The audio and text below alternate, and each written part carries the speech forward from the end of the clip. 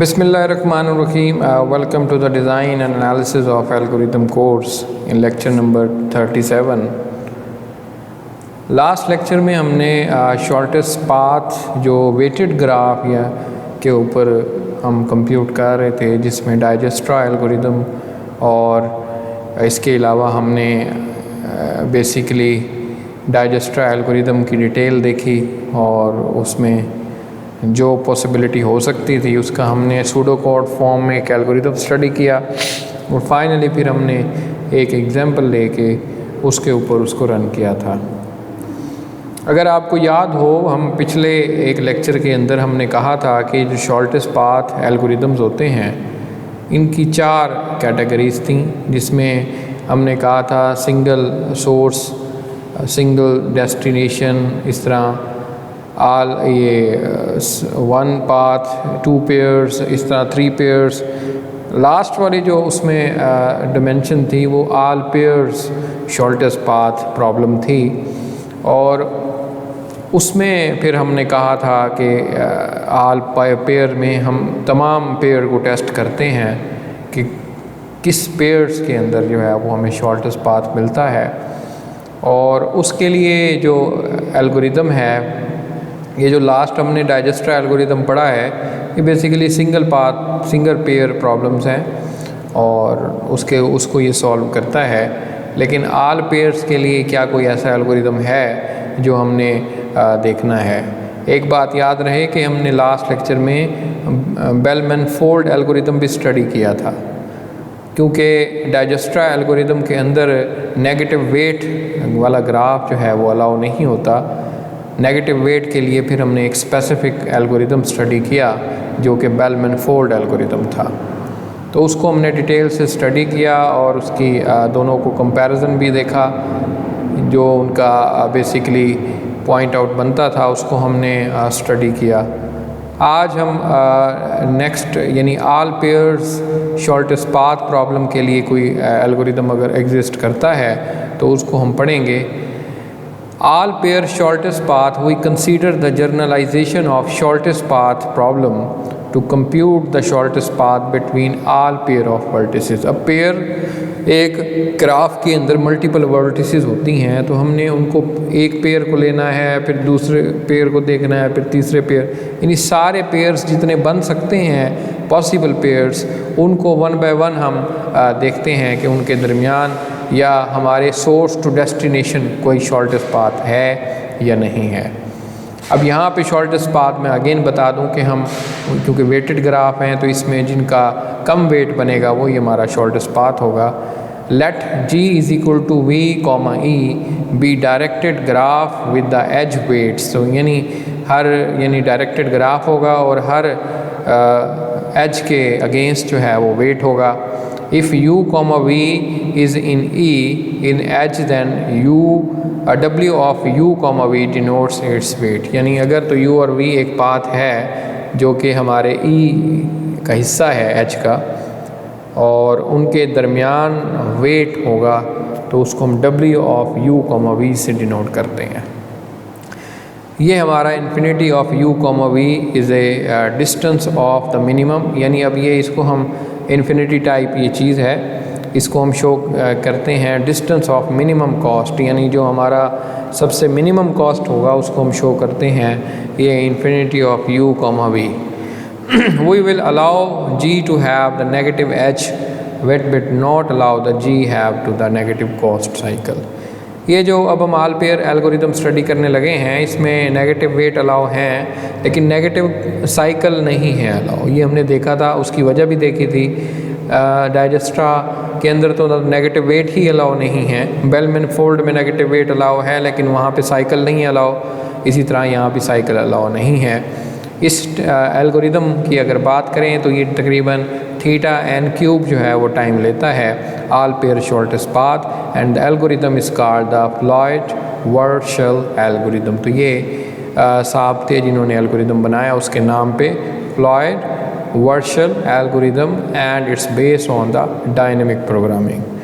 डाइजेस्ट्रा, Prim's, Kruskal algorithm, ये सारे greedy strategy के साथ इनका ताल्लुक़ था, लेकिन ये एक ऐसा एल्गोरिदम है जो कि डायनेमिक प्रोग्रामिंग के ऊपर बेस्ड है। और डायनेमिक प्रोग्रामिंग के ऊपर हम इस कोर्स में काफ़ी डिटेल से जो है वो डिस्कशन कर चुके हैं, और मुझे उम्मीद है कि अब तो आपको डायनेमिक प्रोग्रामिंग अच्छे तरीके से अंडरस्टैंड करते होंगे। उसके बाद आगे चलें तो we will use the adjacency matrix. तो यहाँ पे जो टेक्निकल कोड के हवाले से बात है, प्रोग्रामिंग के हवाले से, कि इस एल्गोरिदम को इम्प्लीमेंट करने के लिए हमें टेक्निकल यानी प्रोग्रामिंग में एडजेसेंसी मैट्रिक्स चाहिए, जैसे हम डायरेक्टेड ग्राफ के लिए बनाते हैं। उसके बाद but because the algorithm is matrix based we will employ the common matrix notation using the I J K to denote the vertices rather than U V N W. तो यहाँ पे क्योंकि एल्गोरिदम में हम आई जे के इस्तेमाल करेंगे, तो ये क्योंकि मैट्रिक्स बेस्ड एल्गोरिदम है, आपको पता है कि डायनेमिक प्रोग्रामिंग में हमें एक मैट्रिक्स मिलती है, तो इसलिए हम इसके अंदर जो इस्तेमाल करेंगे वो बेसिकली एडजेसेंसी मैट्रिक्स इस्तेमाल करेंगे। द इनपुट ऑफ यहाँ पे मैट्रिक्स हमारे n बाय n होगा, जो कि एजेस वेट्स के हिसाब से होगा, और यहाँ पे हम टेस्ट कर रहे हैं कि w of i comma j is equal to, अगर तो i और j दोनों बराबर हैं तब जो है उसका जो आंसर होगा वो 0 होगा। डिस्टेंस क्योंकि i और j अगर दोनों एक ही हैं तब तो उनका डिस्टेंस जो है वो बेसिकली 0 ही होगा। अगर i और j बराबर नहीं हैं लेकिन i और j मतलब डिफरेंट हैं और वो e का हिस्सा हैं, तब जाहिर है i और j का एक वेट होगा जिसको हम w of i comma j से डिनोट कर रहे हैं। तीसरी जो हो सकती है पॉसिबिलिटी, उसमें ये होगा कि i और j अगर बराबर नहीं हैं और साथ i और j कैपिटल E का हिस्सा भी नहीं है, तो इसका मतलब है कि उनको हमें पता ही नहीं है कि कितना उनका वेट है, बल्कि वो उनको हम इन्फिनिटी यहाँ से उससे डिनोट करेंगे। The output will be the n across n distance matrix, the d capital D is equal to d of i comma j। Basically distance matrix हम बनाएंगे जिसको हम d कह रहे हैं, और उसको हम डिनोट करते हैं d i j के साथ। i और j का भी मैंने ऊपर आपको बताया है। Where the d i j is equal to shortest path, इसको शॉर्टेस्ट पाथ कह लें या इन्फिनिटी कह लें, या shortest path is of i comma j, यानी हमने इसकी जो कॉस्ट है वो हमने इस डी आई जे के बराबर के लेके आनी है। अब हम क्योंकि ये डायनेमिक एल्गोरिदम है तो इसकी सबसे पहले फॉर्मुलेशन कर लेते हैं। Define the D I J into सब ऑफ के। अब ये एक नई नोटेशन है, is to be the shortest path from I to j such that any intermediate vertices on the path are chosen from set। यहाँ पे अब मैं एक छोटी सी एग्जांपल आपके सामने रखना चाहता हूँ ताकि आप इस चीज़ को समझ सकें कि अगर फ़र्ज़ करें कि हमने एक शहर से दूसरे शहर तक जाना है, फ़र्ज़ करें यहाँ कराची से लाहौर तक आपने जाना है, तो मैं अब आपको कहूँ कि आप डायरेक्ट कराची से लाहौर जा सकते हैं। अब कराची से अगर आपने लाहौर जाना है तो कराची इसमें I है और लाहौर इसमें J है। तो यहाँ हम कह रहे हैं कि I to J हमने जाना है, एक रास्ता हमारे पास ये बनता है, तो हमने उसका जो वेट या उसका जो शॉर्टेस्ट वेट होगा वो हमने फाइंड करना होगा। दूसरा ये है कि अगर आपको मैं यहाँ पे एक चॉइस देता हूँ कि भाई एक और शहर है जैसे फैसलाबाद हो गया या सियालकोट हो गया, आपने उससे हो के फिर लाहौर जाना है, तो अब ये जो दरमियान में मैंने आपको एक रास्ता दिया है या एक चॉइस दी है, ये अब वो के से हम डिनोट कर रहे हैं, ये चॉइस से डिनोट कर रहे हैं। अब हम ये कहेंगे कि I to K जाओ और फिर K से J जाओ, तो ये एक चॉइस हम देंगे। इसी तरह मैं आपको एक और शहर दे भाई, अब 2 से हो के जा सकते हो, अब आप 3 से हो के जा सकते हो, अब मैं 4 से हो के जा सकते हो। ये वो बेसिकली इंटरमीडिएट वर्टिसेस होंगी जिनके थ्रू मैं I to J तक जो है वो पहुंचूंगा। और इसके लिए जो बेसिकली मैं ऊपर जो लिखा है DIJ, ऊपर सबसेट में मैं सुपर सेट में लिखा है मैंने K, तो वो हमारी ये वैल्यू होगी K। अब ज़ाहिर है 1 2 3 ये मेरी वो चॉइसेस होंगी। मैंने अभी आपको 1 की दी, फिर 2 की, फिर 3 की एंड फिर 4। path is free to visit any subset of these vertices in any order. This algorithm dates back into the early 60s, यानी 60s के अंदर ये एल्गोरिदम बना था. In with the dynamic programming algorithms, the genesis of the algorithm is the clever recursive formulation for the shortest path. अब इसकी जो वही फॉर्मुलेशन है डायनेमिक प्रोग्राम की, मैं उधर ही आपको लेके चलता हूँ. For path P is equal to V, V1, V2 and up to the Vi, we say the vertices of V2, V3 and up to the Vi minus 1 are the intermediate path. अब ये mathematical थोड़ी सी formulation है, कहना हम इसमें यही चाह रहे हैं कि वो हमारे पास जो पाथ है हमारा P, वो बेसिकली इन इंटरमीडिएट वर्टिसेस से हो के भी जा सकता है, जिसमें अब मल्टीपल हैं. We are compute the Dij in superset of K, assuming that we already have the previous matrix D of K minus 1. तो यहाँ पे we are two basic cases, यानी दो हमारी बेस केसेस हैं जो कि डायनेमिक प्रोग्रामिंग में होती हैं. पहली ये है कि हम don't go through the K at all, यानी या हम उस इंटरमीडिएट पाथ से नहीं जाएंगे, हम डायरेक्ट जाएंगे I from I to J, या फिर हमारे पास दूसरी जो चॉइस है कि हम डू गो थ्रू द के, हम के थ्रू जाएंगे. तो ये वो पोजीशन है. अब अगर फ़र्ज़ करें कि हम डोंट गो थ्रू द के आर, यानी हम उस इंटरमीडिएट नोड के थ्रू नहीं जाते, तो फिर क्या होगा? The shortest path from I to J use only the intermediate vertices. तो यहाँ पे यानी अगर हम के थ्रू नहीं जाएंगे तो फिर हमारे पास जो इंटरमीडिएट वर्टिसेस होंगी उन्हीं में से जो है वो आई टू जे डायरेक्टली जो उस के का हिस्सा नहीं होंगी उनके थ्रू हम जाएंगे. Has the length of the shortest path फिर होगी D of I J in super set of के माइनस 1. दूसरी ऑप्शन है कि हम जाएंगे गो थ्रू द के, तब फिर इसमें ये होगा कि आप हर इंटरमीडिएट पाथ यानी इंटरमीडिएट वर्टिक्स के थ्रू पाथ तलाश करके आप जाएंगे. फ़र्ज़ करें वही बात यहाँ पे कि आप पहले कराची से सियालकोट जाएंगे, एक ये इंटरमीडिएट हो गया, पहले आपने शॉर्टेस्ट पाथ यहाँ तक तलाश करना होगा, फिर आप सियालकोट से लाहौर जाएंगे, फिर उनके दरमियान तलाश करना होगा एंड सो ऑन. अगर कोई तीसरा शहर भी ऐड हो गया है तो फिर इसी तरह हो जाएगा.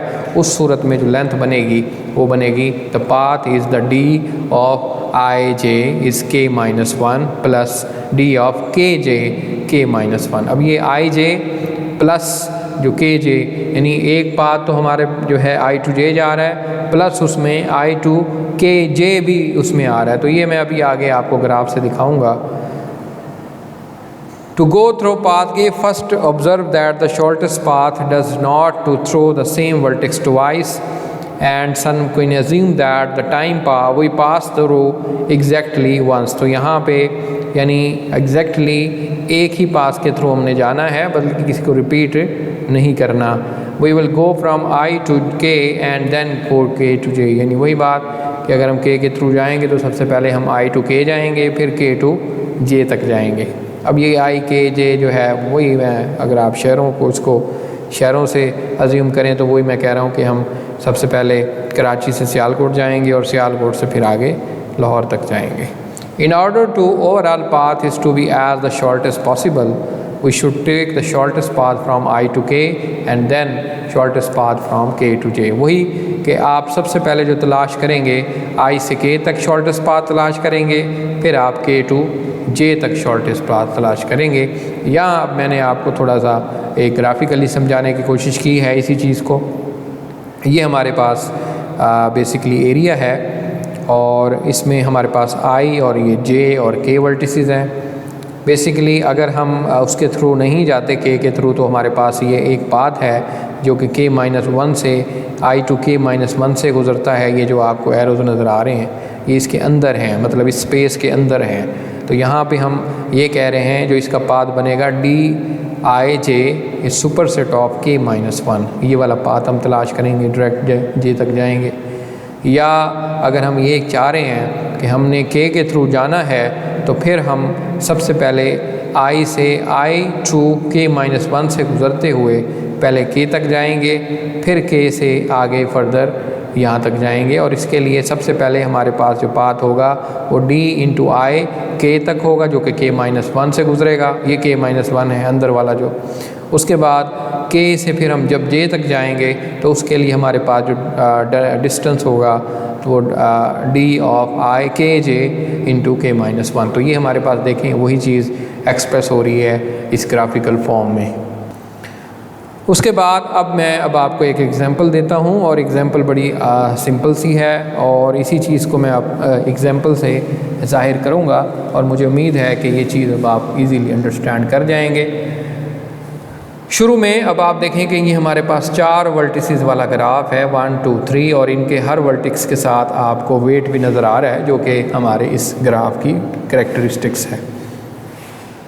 अब सबसे पहले अब आप देखें कि मैं अब यहाँ पे वैल्यूज़ दे रहा हूँ कि मेरा जो i है वो 3 है और मेरा जो j है वो 2 है, यानी मैं अब पाथ तलाश कर रहा हूँ i to j यानी 3 to 2, यानी ये 3 है और ये 2 है, लेकिन ऊपर मैंने 0 लिखा है। यहाँ पे आप देखें k-1 लिखते थे। अब फ़र्ज़ करें कि k अगर फ़र्ज़ करें मेरे पास मतलब कोई एक चॉइस भी नहीं है, शुरू में तो 0 है, तो अब आप देखें कि ये जो k = 0 है, इसका मतलब ये है कि मेरे पास चॉइसेस कितनी हैं या मेरे पास अलाउंस कितना है, मैं कितनी वर्टिसेस से हो के जा सकता हूँ, ठीक है, k के थ्रू जा सकता हूँ या नहीं जा सकता। अब ये सारी सिचुएशन जो मैं अभी एक फॉर्मलाइज तरीके से कर आया हूँ, अब मैं इसको यहाँ पे एक एग्जाम्पल की सूरत में आपके सामने लेके आया हूँ। तो मैं कह रहा हूँ अगर तो मेरे पास k 0 है तो इसका मतलब ये है कि मेरे पास कोई और रास्ता नहीं सिवाय कि मैं 3 से 2 तक डायरेक्ट जाऊँ।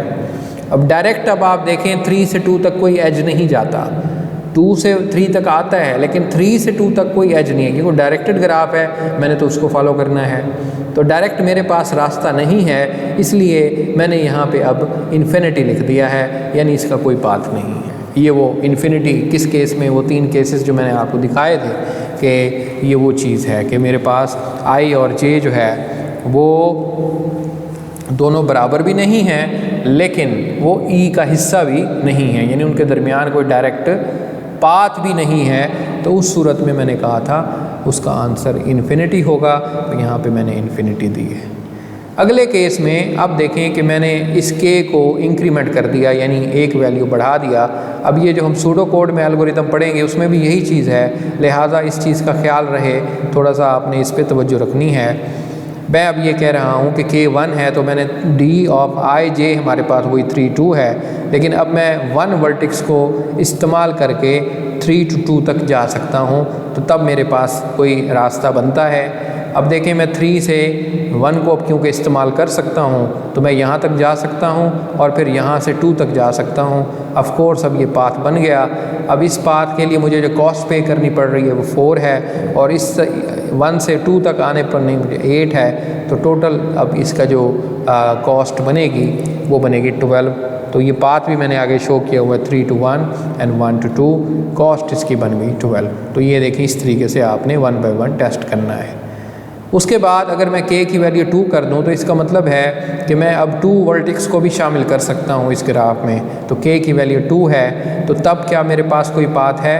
ऑफ कोर्स अगर 0 है तब तो कोई नहीं है, अगर 1 है तो एक पाथ है जो कि ऑलरेडी मैं कैलकुलेट कर चुका हूँ जो कि 12 है। और अगर आप 2 को भी शामिल कर सकते हैं तो इसका मतलब है 2 तो वही वर्टिक्स है जहाँ पे आप जाना चाहते हैं, तो फिर भी मेरे पास 4 और फिर ये 8 वाला पाथ है, यानी वो फिर भी 12 ही बनेगा, जिससे मैं 3 से पहले 1 पे जाऊँगा फिर 1 से 2 पे जाऊँगा, तो इसमें भी कोई चेंज नहीं है, ये वही पाथ बनेगा।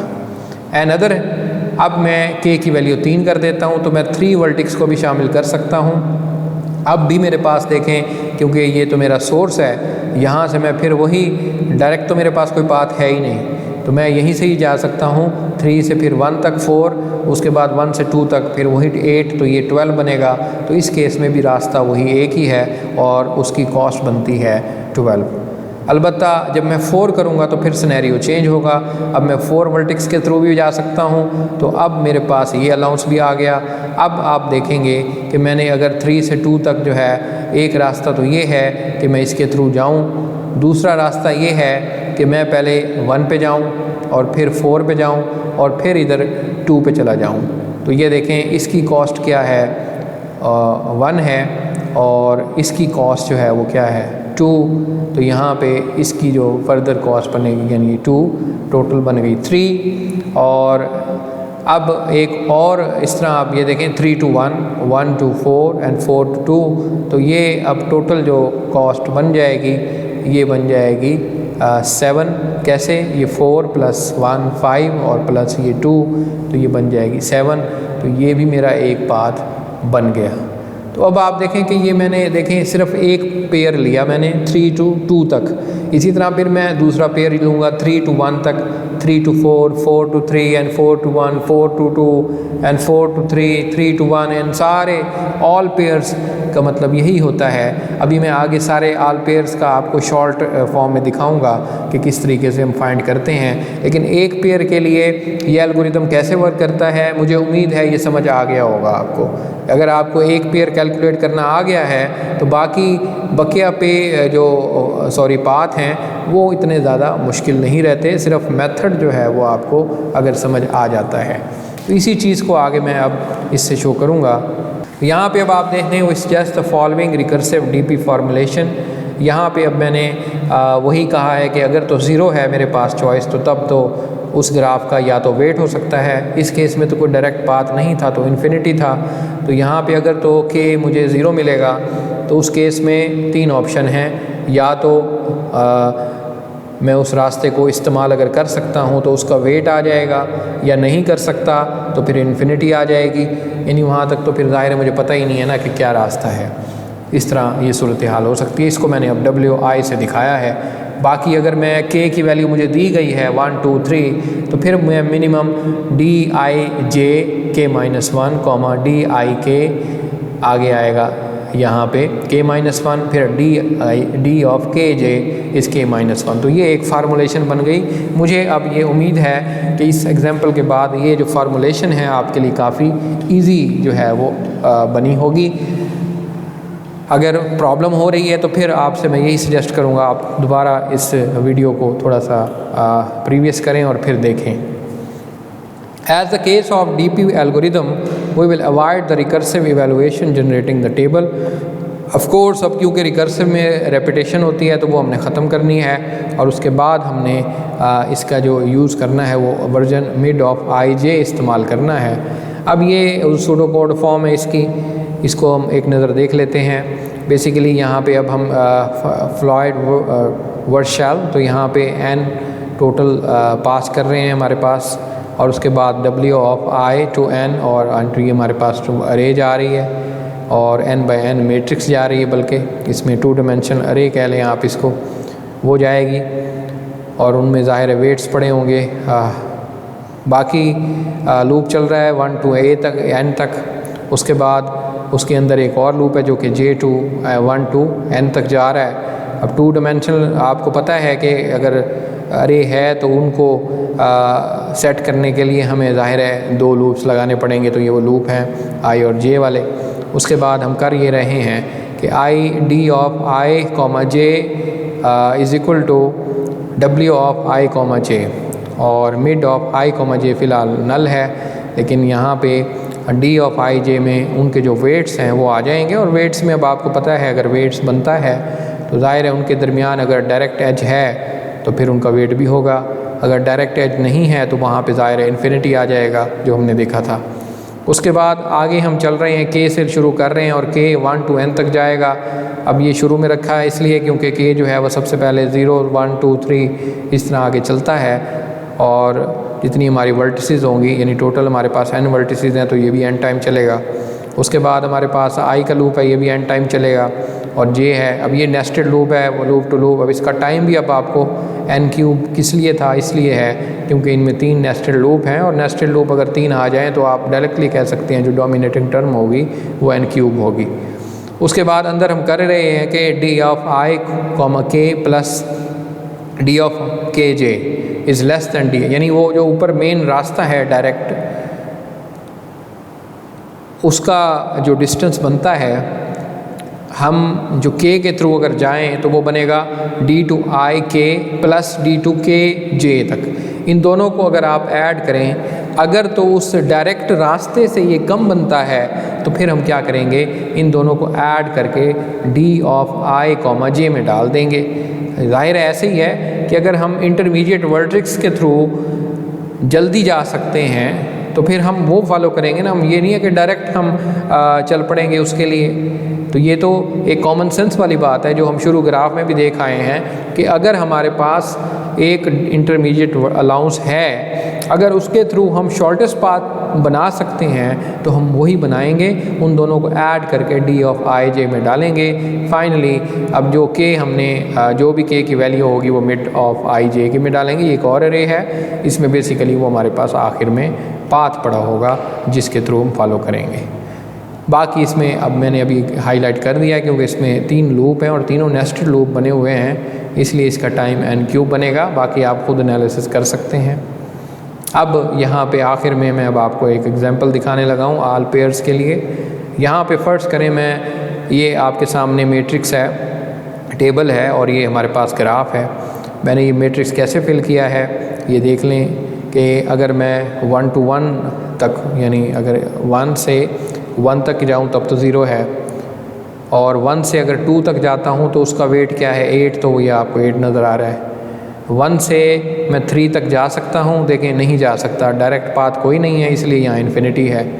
1 से 4 तक डायरेक्ट मैं जा सकता हूँ तो उसका 1 है तो मैंने ये लिखा। अब इसी तरह 2 से ले लें, 2 से मैं 2 तक नहीं जा सकता क्योंकि डायरेक्ट उसमें मेरे साथ कोई जो है वो पाथ नहीं है, तो उस केस में यहाँ पे इन्फिनिटी है। सॉरी यहाँ पे 2 से 1 तक, 2 से 1 तक मैं नहीं जा सकता क्योंकि कोई एज ही नहीं है, तो उस केस में इन्फिनिटी। 2 to 2 जो है वो जाहिर है वो तो मैं उधर ही हूँ तो इस वक्त में 0 आ जाएगा। ये डायगोनल सारे वही हैं, ये 3 to 3 और ये 4 to 4, ये सारे डायगोनल 0 होंगे। बाकी आप खुद देख सकते हैं, यहाँ 2 से 3 पे जा सकता हूँ तो 1 है, 2 से 4 पे नहीं जा सकता इसलिए इन्फिनिटी है।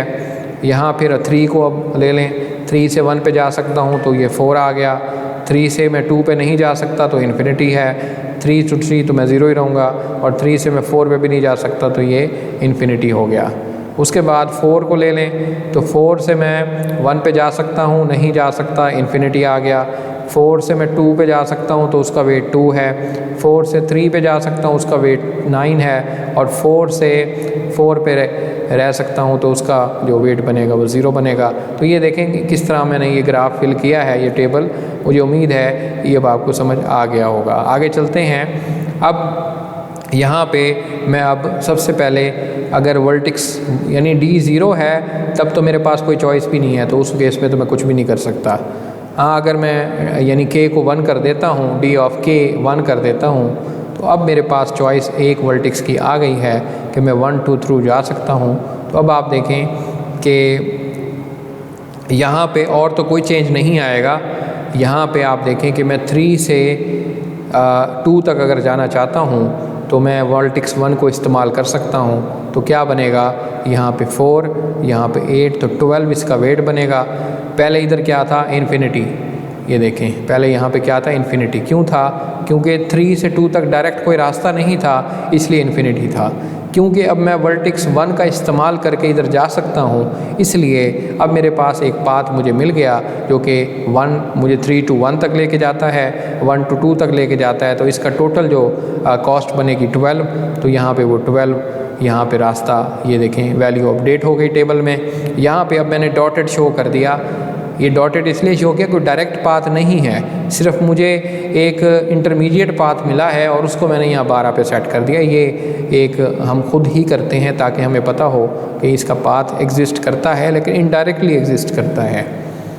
इसी तरह आप देखें कि यहाँ इस केस में 1 यानी 3 से 4 तक आप पहले नहीं जा सकते थे, यहाँ इन्फिनिटी था। ये मैं दोबारा दिखा दूँ, इन्फिनिटी था, नहीं जा सकते थे। लेकिन मैं 1 के थ्रू 4 तक जा सकता हूँ। कैसे, 3 से मैं 1 तक गया, 4 फिर ये इधर आया, फिर ये टोटल जो है वो 5 हो गया। तो अब मैं इसका वेट जो है यहाँ पे 5 कर देता हूँ इन्फिनिटी की जगह। तो ये अब देखें इस तरीके से ये वर्कआउट करता है। अब मैं आगे k की वैल्यू बढ़ाऊँगा तो अब मैं 2 को भी इस्तेमाल कर सकता हूँ। यानी अब तो इसके लिए अब आप देखें कि मैंने क्या चेंज किया। ये 2 चेंजेस आएंगी, बाकी वही का वही रहेगा। पहली चेंज जो है वो अब आप देखें 9 है कि मैं पहले यहाँ 1 से डायरेक्ट 3 पे नहीं जा सकता था, लेकिन 1 पे अब मैं क्योंकि मुझे अब 2 वर्टेक्स भी साथ मिल गई है तो मैं उसके थ्रू अब जा सकता हूँ। तो अब आप देखें कि मैं पहले जो है वो 1 से 2 तक जाऊंगा, 8 इसकी कॉस्ट है, फिर 2 से 3 तक आ सकता हूं, तो ये टोटल 9 है। तो ये आपको 9 नज़र आ रहा है। उसके बाद यहाँ मैंने डॉटेड भी शो कर दिया कि डायरेक्ट पाथ तो नहीं मिला, लेकिन इनडायरेक्टली मुझे मिला है, तो उसका मैंने 9 जो है यहाँ पे वेट सेट कर दिया। और चेंज यहाँ पे आई है, यहाँ पे पहले और वैल्यूज़ थी, इन्फिनिटी था, रास्ते नहीं थे, लेकिन अब बनना शुरू हो गए हैं। यहाँ पे अब आप देखें कि मेरे पास जो अगला जो रास्ता है वो बेसिकली ये 3 वाला है। अब यहाँ पे अब आप देखें कि पहले क्या था, पहले यहाँ पे 9 था कि भाई मैं अगर यूँ हो के आऊँ, यानी डायरेक्ट अगर आप देखें कि मैं यहाँ से डायरेक्टली आप देखें कि इधर आ सकता हूँ, तो ये 3 इसका अब वेट जो है वो चेंज हुआ है। तो अब वो कैसे हुआ है, अब आप देखें यहाँ मैं इधर 4 पे आऊँगा 1, ठीक है, तो ये 4 से फिर मैं 3 पे आ सकता हूँ। तो ये बेसिकली, लेकिन यहाँ पे अब आप देखें कि ये वाली जो वर्टेक्स है, इसका मतलब ये है कि आप यहाँ पे ये तीसरे नंबर पे हैं, यानी 3 to 3 यहाँ पे हम कहना चाह रहे हैं, तो ये बनेगा 3। इसको पहले देखें यहाँ पे 9 था, क्योंकि अब हमें मिनिमम मिल गया है, इसलिए हम यहाँ पे यहाँ 3 इसकी जगह प्लेस कर देंगे। पहले यहाँ पे देखें 9 था, ये 9 हमने अभी थोड़ी देर पहले फाइंड किया था, अगर आपको याद हो तो शुरू में पहले 9 था यहाँ पे, क्योंकि हमारे पास जो पाथ बनता था वो ये 9 बनता था, क्योंकि अब हमें शॉर्टेस्ट पाथ मिल गया है, तो ये हमारा हम बनता है। आगे चलते हैं और फर्दर नेक्स्ट यानी k की वैल्यू 3 कर देते हैं। अब k की वैल्यू जब 3 करेंगे तो उस केस में ज़ाहिर है और वर्टिसेस ऐड हो जाएंगी, और उसको हम ऐड करके ये 5, 6 और ये 7 का चेंज आएगा। अब ये आगे आप खुद देख सकते हैं कि मैं 3 वर्टेक्स को ऐड करके तमाम पेयर्स को कंप्यूट कर रहा हूँ। यहाँ पे बेसिकली जो आपको चीज़ नज़र आ रही है वो ये 2 से 4 तक मैं डायरेक्ट पहले नहीं जा सकता था, यहाँ इन्फिनिटी था, लेकिन अब मैं जा सकता हूँ इनडायरेक्टली, और उसकी कॉस्ट जो है वो बनती है बेसिकली टोटल 6 बनती है 2 से 4 तक जाने की। अब वो कैसे मैं जा सकता हूँ, बेसिकली मैं पहले 1 पे जाऊँगा, फिर इधर 4 पे जाऊँगा, और फिर जो है वो इधर जा सकता हूँ। तो इधर आऊँगा 1, ये 4 और फिर 1, टोटल 6 हो गई, तो ये एक पाथ बन गया। तो ये अब ज़्यादा कॉम्प्लेक्स बन रहा है। तो ये फ़ाइनल देखें, ये फ़ाइनल है जब मैं 4 को भी इस्तेमाल कर सकता हूँ, तो इसका मतलब है मैं सारी ऑप्शंस में मैं अब इस्तेमाल कर सकता हूँ। ये डॉटेड एज की तादाद बढ़ती जा रही है, क्योंकि हम इसमें अपग्रेड करते जा रहे हैं। लेक्चर का टाइम अब ख़त्म होने वाला है, इसलिए मैं अब ज़्यादा एक्सप्लेन आगे नहीं कर सकता, वीडियो काफ़ी बड़ी हो जाएगी, तो लिहाजा आप इसको अब खुद से टेस्ट आउट कर सकते हैं। मैंने आपको सिंगल पाथ वाला जो शुरू में बताया है वैसे ही करना है। जो पाथ अपडेट होगा उसको अपडेट कर लें, अगर पहले ज़्यादा था अब वो कम में बन रहा है तो वो अपडेट हो जाएगा।